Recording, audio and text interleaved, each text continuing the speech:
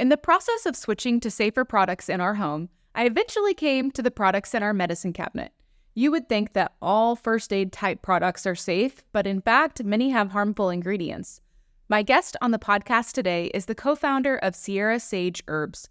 Jodi Scott and her team make a broad range of plant-based body care products, and she is super passionate and knowledgeable about the industry. The truth about first aid and body care products is that thankfully, you no longer need to compromise safety for efficacy. This episode will help you feel more confident in making the switch to safer products. Welcome to the Daily Wellness Podcast. I'm your host, Melissa Meredith. I've led my family on a transformative health journey for over a decade, and now I help other families do the same. So this is a place where you can learn about healthy living and take the next step in your wellness journey.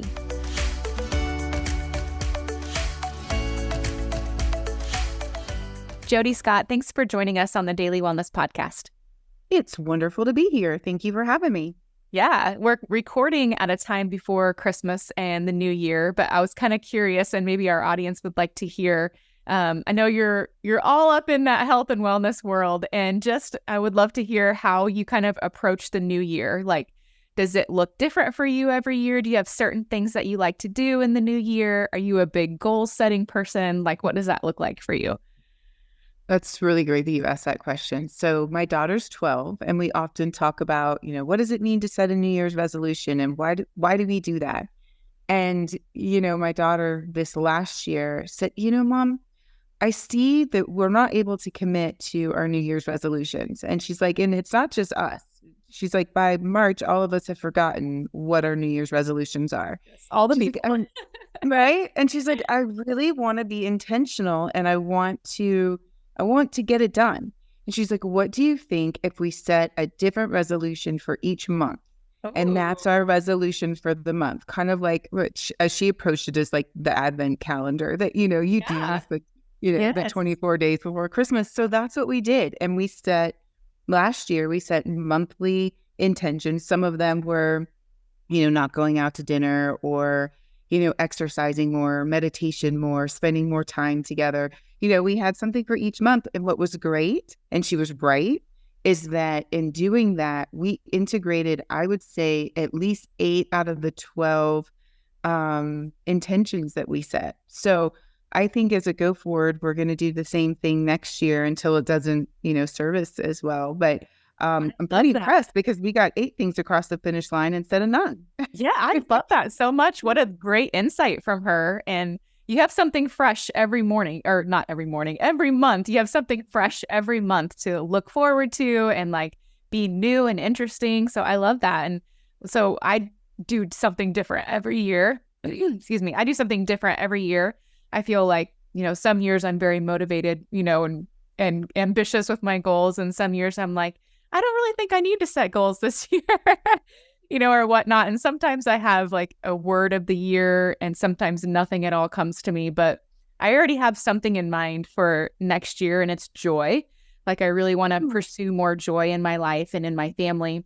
But I'm thinking maybe I could apply your idea to my word and just think of a new way that I want to pursue joy every month. Ooh, I like that. And then it really gets you into the different layers of integrating joy on a more habitual basis. And you'll probably find that a lot of that will stick with you. I love that. So thanks for collaborating with me and giving me this great idea. Anytime. Yeah. Well, let's get to know you a little bit. Can you share your story with us and how you got to where you are today? Yeah, so my mom and sister and I started our company together. My sister's an herbalist and a midwife, and I was pre-med. And for us, the inspiration really came from, she had just finished herb school, and she was learning to make topical therapeutics, salves, balms from the plants. And at the same time, my daughter was just born, and, you're getting your first aid cabinet ready. So you're like getting the Neosporin and the hydrocortisone and all the things. And I'm looking at the ingredients and going, I don't want to put this on my child. And so we started using these balms that we were making and recognizing the overlap. And so then my sister and I started looking at the first aid category and started studying it. And we're like, wow, like one, there's been no disruption for like 30 plus years. Tons of chemicals, no sustainability, just tubes, thrown into the landfill, and no really call out to sustainability. Everything's tested on animals. But what really piqued our interest was that the natural consumer was willing to abandon their natural ethos, me being one of them, because they were told that these, chemical-laden products were the only products that could get the job done. And then the conventional consumer really did not care about ingredients at all. They just wanted efficacy. They wanted something that performed better. Yep. And they found going to the doctor incredibly inconvenient,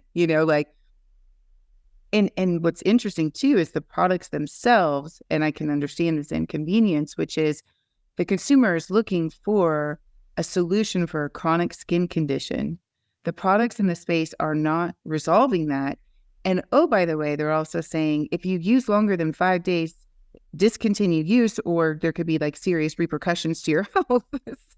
Right. Oh, we're looking at this space going, wow, what a mess. And then so we said, can we make a plant-based solution that is superior in efficacy? So we lead with efficacy first, bring sustainability, obviously natural ingredients and plant-based ingredients. And then, hey, you know what? What the heck? Let's bring a lifestyle brand. Let's bring some personality to the space that had not been disrupted. So bright colors and fun little taglines, and hence Green Goo was born. And this super funky, name into a space that didn't quite follow that suit. Yeah, I really love the lightheartedness of your product line for sure.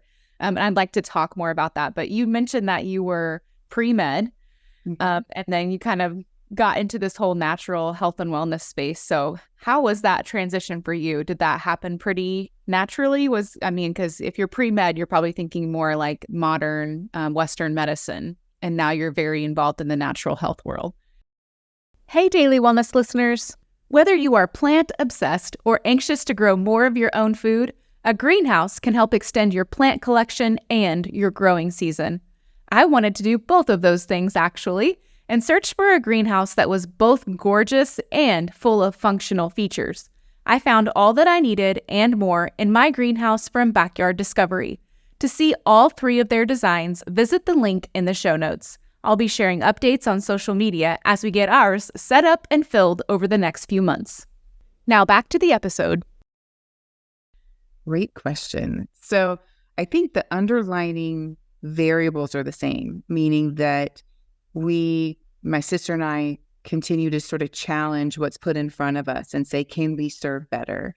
And I think fundamentally we're healers and we really care. We're people pleasers. We want to like make a person's day with this product or whatever it is that we're serving them with. And so when I got my master's in health psychology and focused on the biopsychosocial model, I was in the first master's program in the US for health psychology. And the goal there was to change healthcare because, physicians were not looking at the patient at the time in sort of a holistic fashion. Now we're talking about integrative medicine today, but that was not a term used, 10, 15 years ago. And so my goal was I was training resident physicians to, when they're prescribing their medication, let's look at this human in its totality, its culture, its family, its community, sort of the mind-body relationship that would then improve their commitment to their healthcare solutions rather than just prescribing the medication. And so I find that, my sister being in sort of the natural medicine realm, and we lived in Austin at the time, we got to work at the first Whole Foods, we got to be a part of like the cutting edge of the natural renaissance happening. Yeah. I think it really cultivated our perception when we started making these salves and balms and saying there's an opportunity. And then with putting my science hat on, being able to do the research, I'm looking at the data and I'm going, wow, topical therapeutics are the fastest growing category. And we are seeing exponential rates of chronic skin conditions that we have not seen before. What is that relationship? And then how can we provide solutions that work? And we tested this in farmers markets first. And we were amazed at how many mothers would come to us saying, our son had eczema, didn't want to go to school, was embarrassed. We started using your product and it's the only thing that works. Or, my son is 33 years old and he's a paraplegic and his wounds don't heal. And for the first time, we have a solution that's speeding up that healing process. And so, in the very beginning with this sort of anecdotal research and reports, we're like, wow, like, did we solve this? So from there, getting the manufacturing was really tough. So we started, looking at, can we scale this? Because our process is really the secret sauce. Like, it is why these products work. And so most products that you get on the market are compounded with other ingredients that are already pre-made on the market, and they just kind of put it together in a package. Well, we're making the ingredients ourselves. So we bring the plants to our manufacturing facility, take it through this extraction process that yields the highest amounts of the medicinal properties. And we put those custom oils into all of these products. So you don't get this blend of oils or these concentrations from anywhere. Yeah, I love this so much. Yeah. And it makes the process cleaner, right? It's a sustainable process. You eliminate a lot of the yuck ingredients, and then you get a high concentration of this botanical profile, the terpenes, the chlorophyll, all the things that the plant has to give. And also there's interactions between plants. There's very specifically some ingredients that we put together. Plantain and yarrow is a great example, that when they're in together, they work synergistically together. And so it took a customer of ours who was not even in this line of business, but manufactured for other kinds of products, who happened to come by and use our product. And his son had eczema. And he called us a week later and he said, you know what? I don't know how we're going to scale this, but the world needs this product. And mind you, we had been rejected by 10 or 12 other manufacturers. And I needed an FDA facility because we wanted credibility. At this point, nobody was talking plant-based. So in order to have that credibility, we needed to have the FDA credentials behind us. And so this manufacturer scaled it for us. And we have a dedicated line with a dedicated team with dedicated kettles where we can take this through the extraction process and then make these lovely products under an FDA registered facility. Yeah, I know when you're working with essential oils, that extraction process is really important to maintain that quality of product. So that's really exciting to hear that you guys just have total control over that. I love that. And I know that takes a lot of extra work on your part, that's not the easiest route to go, but kudos to you for going that extra mile. It really is. It's what makes the products as special and as effective. And I love when we get testimonials, and our customers are so wonderful in sharing their experience with us. And, I often hear from customers like, hey, I've had poison ivy for 6 months. I just either go to the doctor and get a cortisone shot or, deal with it for the summer. And I use your product and within 3 days, it was gone. And they're like, I've never used a natural product in my life, but now I'm curious. Now I think maybe it's possible. And I love that. And people cleaning up their first aid kits where they're like, hey, I used to have 100 things in here that by the time I needed them again, it was expired. You opened up that cabinet and it was like flying out at you. Yeah. Now it's very intentional. There's very intentional products. And I think it's fun too. Like the tins were really disruptive, 10 years ago, but aluminum being the most renewable resource at the time and continue to today was the most sustainable way to deliver this in this very compact way, reducing your footprint because it's a waterless product. So you're not, using a big jug, filling it with water and shipping it so you can reduce your carbon emissions.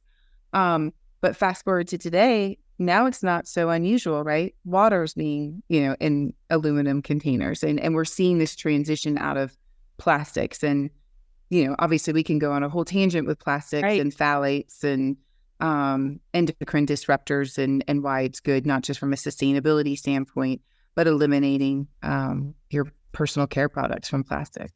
Absolutely. One thing you said about the kind of the first aid cabinet that piqued my curiosity is you started to read the ingredients on the products that, were available, and you knew that they were not something that you wanted to put on your kids. So how did you know, like who or what taught you to kind of be aware of these are not good? Like, how did you come to that realization? Thankfully, being pre-med, it set the foundation from an educational standpoint. I remember being in my organic chemistry class and we were studying the oxybenzone ring. And I raised my hand because this is in sunscreen. And I raised my hand and I was like, isn't that a known carcinogen? Like, why are we putting this in our sunscreen? And he's like, well, it's the one thing that we know today actually, reflects or absorbs the radiation that's coming into our skin. I'm like, but it's a known carcinogen. And I think, there was little things along the way. And another fun story you'll appreciate sharing with you that I grew up in the military. And we would move every 3 months to 3 years. And there was always two consistent things in the car where my mom and, sister and brother and I are like super annoyed, right? There's plants all over because my mom loved plants. And so we would bring all these potted plants with us from move to move. So you're like driving, trying to get the leaves out of your so face. Funny. I can picture that. Yeah. And then there would be boxes of this like random body care stuff. And I'd be like, Mom, like, first of all, why didn't the movers just take this? And second of all, you've had this for like 5 moves. Why do we still have this product? And she's like, well, the movers can't take it. It's flammable and they're not allowed to take things that are flammable. I'm like, what do you mean it's flammable? She's like, well, a lot of these have petroleum in them. They're flammable products and it goes against the rules with the movers. And I'm like, why would you put anything that's flammable on your body?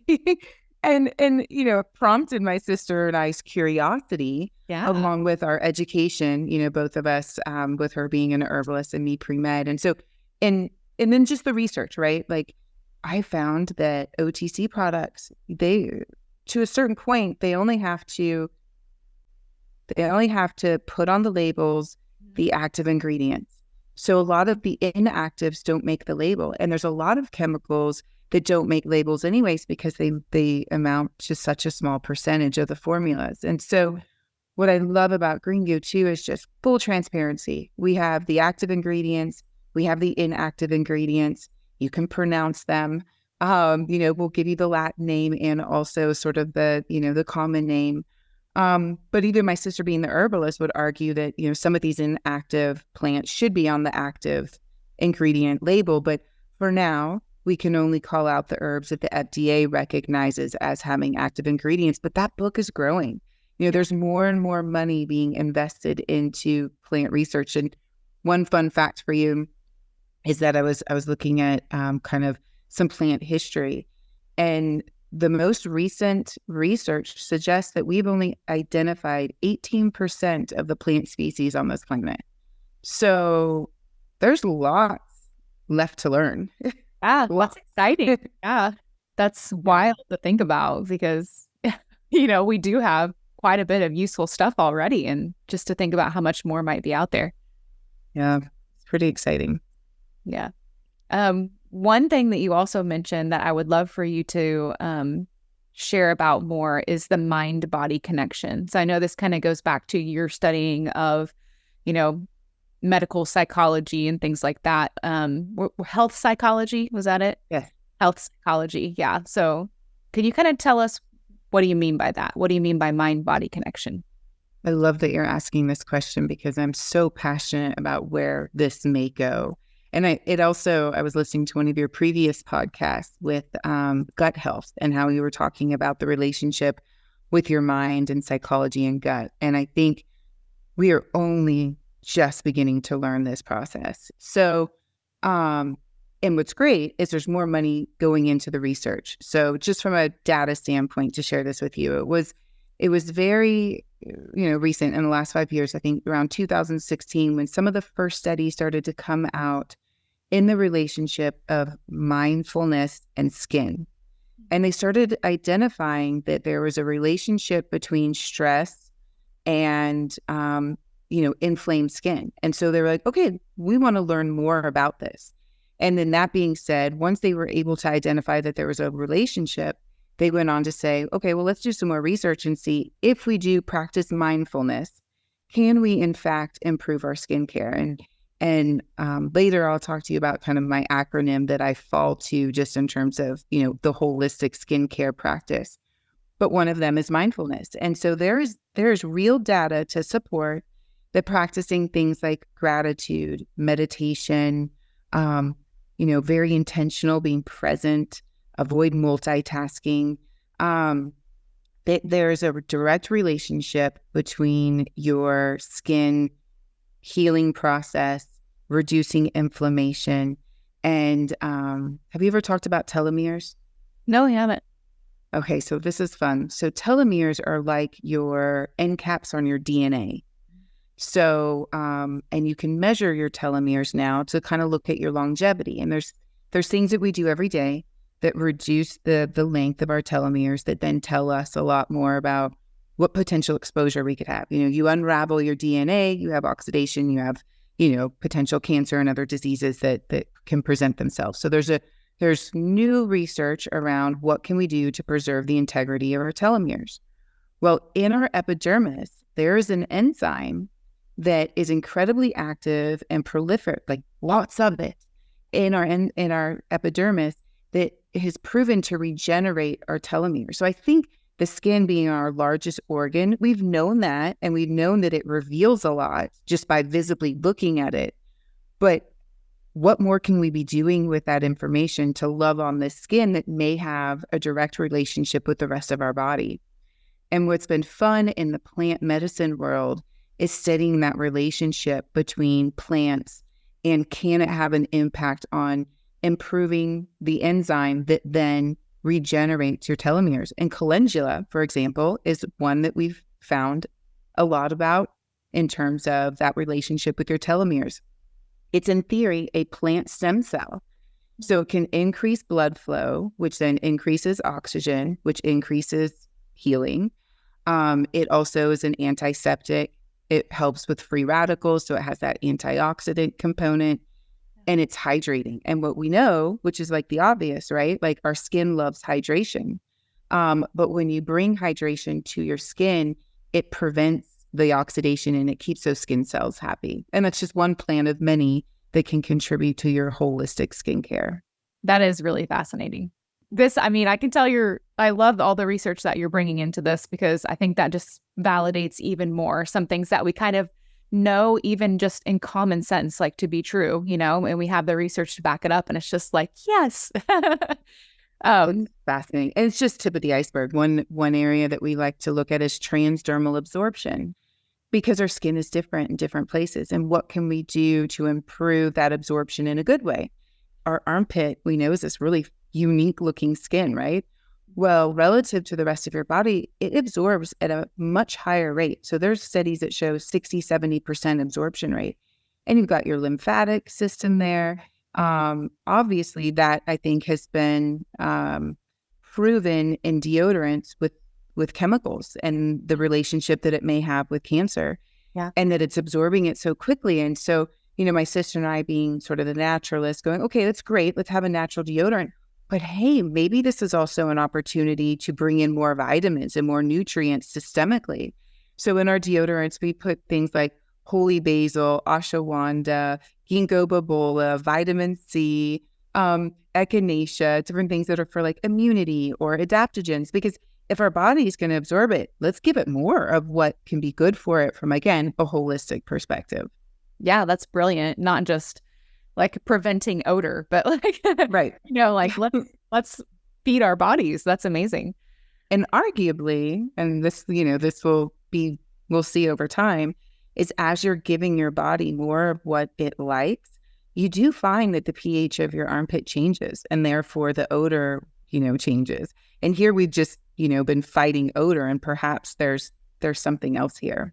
Yeah, true. That like balance of bacteria in your armpit area and things like that. Mm-hmm. Yeah. What is your acronym? You made me really curious. So I always tell this to my daughter. She's 12, and it's, it's that time with skincare. And I'm like, SHAMAN. And she's like, okay, Mom. So SHAMAN. So S is sleep, and, sleep obviously has an impact on your overall health. H is hydration, making sure that she's drinking enough. And hydration can come in multiple forms, right? Hydration can come in your skincare, having aloe vera, rosehip oil, different ingredients that help hydrate your skin while also actually drinking water. M, being, or excuse me, I skipped A. So A is going to be antioxidants. And so this, again, can come from the food that you're eating, but also from the products that you're putting on your body. Again, I'll go back to rosehip oil because I just love it. It is high in vitamin C. It's high in antioxidants. Calendula, high in antioxidants. So finding the skincare products that have that while also, ingesting it. And then M being my favorite, mindfulness. As we start to learn more about this relationship of mindfulness and skincare, I just think it's fascinating. The next A is avoiding chemicals. So avoiding phthalates. Phthalates are the number one producing chemical on the planet, and they are produced like over 1 billion per year. And this is an endocrine disruptor. I mean, we are exposed to this all day long. Parabens, again, this was designed to be a, prevent mold in your products and so forth. But we are also seeing it as an endocrine disruptor. There's other ways. You can use rosemary, lavender, vitamin E oil, plant-based solutions, avoiding fragrances, alcohol in your products, but also ingesting it, So it's the A's, it's the things to avoid. And then the last N is nutrition. And nutrition, again, in your skincare products, there's food for your skin. We say, if you can't eat it, you shouldn't wear it. And so we've seen with the armpit, we've seen with body care that it can have a systemic reaction. I had a customer, Jane Doe #1. She was the first woman pulled from the World Trade Center. And, she had just awful injuries. And she was trying, fast forward 5-6 years later, trying to go off of the opioids. And the only product that would work for her was our topical analgesic. And so that our pain relief product. And because of the process, right, we're doing high concentrations of the arnica flower, getting that whole botanical profile, a blend of these other essential oils that are kind of hot and cold and moving it systemically. But here was, she's going off of opioids. And we look at the mind body. So we also look at essential oils. My sister is also an Ayurvedic. So we look at that relationship with that.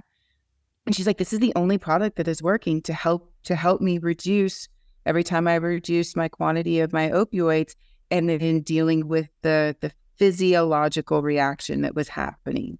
And that's a perfect example of like food for your skin, and having that nutritional component while also eating a balanced diet. So, shaman. Yeah, I love that. That is so clever. I'm definitely going to keep that in mind. I have 2 daughters, one's 16 and one's 9. And even my boys, though, 14 and almost 14.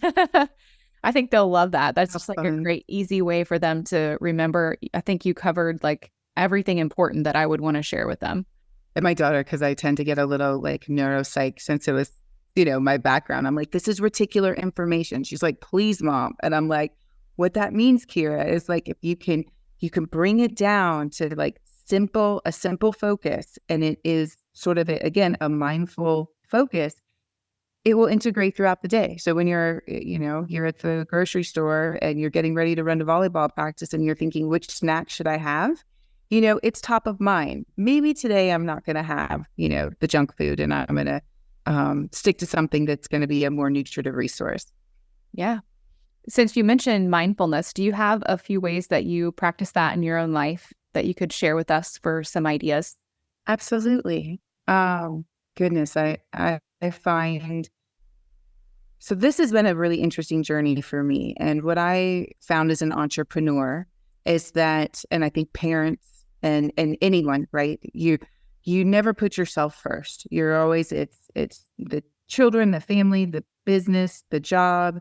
And it's a luxury. You look at other people who do, spend some time on their wellness, and you just think, well, that's just a luxury. That's not an option for me. And what I recognized was that was exactly the wrong approach. It's kind of like put your oxygen mask on first, and then you can help more people. So I wanted to walk the talk, and I was like, you know what? Let's get out of survive mode and let's get into thrive mode. And then again, me with my neuropsych background going, okay, how do I rewire? Because then it becomes a part of me. And I got a great coach who really guided me into this this chapter of mindfulness. And so, and it's very physiological, and it's amazing how you find the results. So literally, when I start in the morning, it is bare feet on the ground and you watch the sun come up. And there's a ton of science to support watching the horizon, the sun coming up and the sun going down helps you with your sleep, helps you with your mood, and really sets the tone for the day. So don't look at your phone first. Yep. Do that first. When you brush your teeth, go look at the landscape. Go look at, have an intentional moment. When you're brushing your teeth, get out of your mind and just really focus on the physical thing in front of you. And then I have an intentional, I set an intention for the day.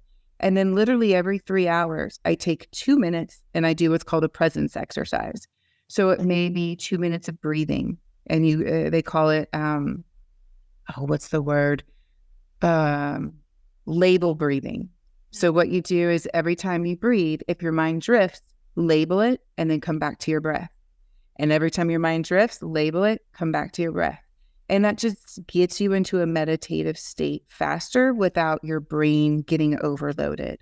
I really like to explore the senses throughout the day. So touch, hearing, seeing, and you have a mindful 2 minutes where you really focus on visually something that's really far and just focus on its beauty. And then you come in and you focus on something really close. And you do that the same thing with sound. Listen to the sound that's the furthest away, and then come back and listen to the sound and only focus on the sound that's, closest or furthest, whichever state you're in. And what you'll find is that by doing these mental fitness exercises throughout the day, it allows you to be more mindful when you're in a survive mode situation, because you know how to become present and get out of being hijacked. And it's been incredibly rewarding for me, but then I brought it into my family. My daughter, now I'll see her as she's getting ready to do her algebra homework, and she's doing a little presence exercise with her hands and doing a deep breathing. And then she's rubbing her fingertips together and just like getting out of getting hijacked and being able to get into the present moment. Yeah. So those are just some examples. Yeah. That's really what you just said there at the end was what I was thinking. Like all of those examples do bring you into the present, which our world and like our society, the American lifestyle in general, just we're never present. We're always like, trying to think 10 steps ahead, doing 5 things at once, having 7 interruptions with, technology and life and work and kids and all the things. And so I really love all of those practical ideas. Thanks for sharing that. Absolutely. I was the master multitasker and thought that I was a rock star. Yeah. I never knew it was on my nose. And truth be known, none of us are good multitaskers, and it's not good for you. And I found I am so much more productive with honestly less time, where you say, okay, I'm not checking emails for an hour. I'm going to work on this project and I will come back to it. Team, if there's a 911, text me, I'll have that close by. But it allows you to just kind of reduce, to your point, the sensory overload of being pulled, just constantly being pulled. Yeah, those are great tips. Before we wrap up, I have 3 questions I want to ask you that are a little more fun and lighthearted, but is there anything else on your heart that you would really love to share with people listening that might be interested in exploring some alternative treatments or a more natural living lifestyle? What would you say to people that are kind of getting started on that journey? Start it. Don't wait. Now's the moment. I think that, the blessings and the beauty that come from making this lifestyle shift will show up and you'll be immediately rewarded. So why wait? Yeah, good points. All right, my 3 questions. The first one is, what healthy living resource would you recommend to someone that wants to learn more? Maybe a book that you've loved, or a website that is kind of your go-to, or even someone that you follow online or something like that. This changes for me a lot. I'm an incredibly curious person. Depending on what you're learning about, right? Yeah. Constantly, whether it's a podcast or a book and, going to the next thing. What I'll tell you now is 2 books that I'm reading that, at least for fun, Habits of Titans by Tim Ferriss. That's a great one. It's just a nice, collaboration of a lot of high performing individuals and what serves them well. And there's so many tentacles to it in terms of exploring the possibilities of improving your overall just stamina and awareness. And then another one, 100 is the new 30. Wow, I love it. And it's a great one. Just and he's a physician, Dr. Gladden, very science-based, great sense of humor, very practical. And you don't need to wait to be 100 to, and start to commit to these habits. And those are just little things. But I think once you start that journey, you'll continue to become more curious, because we are in a time of so much information is available to us. And I encourage you then get their recommended reading list, go to their podcast, and then you just kind of start dipping your toes in it, and you'll find the things that work for you. Yeah, but I love your advice just to start, because I can be, I want to have my ducks in a row, so to speak, or kind of know all the things before I start something. But you'll never know all the things in the health and wellness world. So just get started, right? Get started. I like that. Second question is, what's your favorite healthy snack? Well, we could debate dark chocolate, because I love dark chocolate. I do too. and dried apricots. It's like I'm a sucker for those. And I love nuts and carrots. So I'd say those are kind of like my favorite go-tos when I just need a snack to get me to the next moment. Yeah. I definitely, I'm one of those people. So my sister's a purist. She is like the purist. I don't think there's a processed food in her house. And I'm definitely the one that's always looking for like, ooh, is there a chip that has a nutritional component to it? Because I just kind of need some chips right now. But for the healthier version of. Right. Yes. I love it. Last question is, who would you love to see as a guest on the Daily Wellness Podcast? You should get Dr. Gladden. The 100 is the new 30. The author of the book. Yeah. There you go. He's super fun. Yeah. I'll get him on here, and then you'll be like, I got to go listen to that. There you go. I like it. Yeah. Okay, great. Thanks so much for all of this wisdom. I love what you do so much. Thank you for sharing your journey, because that was really great to learn about. But what you guys are doing for others, and the resources and products that you're offering fit like such a huge need. And you were right on with like, there is a need in this market, and there definitely is. So I'm just excited for what you guys are doing and how you're serving others. Thank you. I love how you phrase that. That gives me like the oomph every day to go and serve others with these products. And so thank you for spreading goodness, and thank you for having me. My pleasure. Thanks for listening to today's episode on the Daily Wellness Podcast. We hope that you found it helpful for your own wellness journey. And if so, we'd love for you to leave a review. Then come back and listen for review shoutouts on upcoming episodes. For more information, check out the show notes and connect with us on our website, dailywellnesscommunity.com.